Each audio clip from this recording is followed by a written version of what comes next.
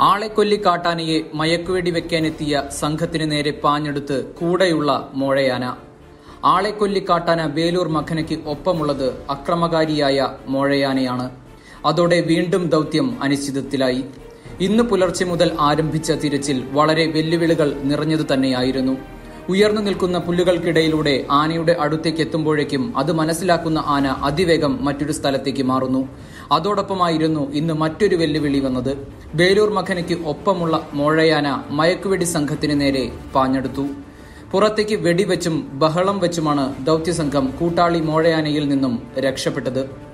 ഇന്നലെ രാത്രി കർണാടക വനമേഖലയിലേക്ക് കടന്ന ബേലൂർ മഖന ഇന്ന് പുലർച്ചെയോടെ വീണ്ടും കേരള വനമേഖലയിലേക്ക് കയറുകയായിരുന്നു. ഓരോ ദിവസം കഴിയുന്തോറും ആനയെ പിടിക്കാനുള്ള വെല്ലുവിളികൾ കൂടി വരികയാണ്.